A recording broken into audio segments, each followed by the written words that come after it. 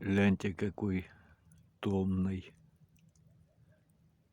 Вот что интересно, возле костра никогда не бывает одиночества.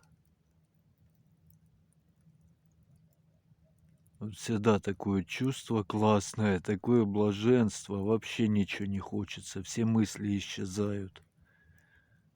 Ни о чем не думаешь, тебе просто классно. Блин, сейчас ляжу, вздремну.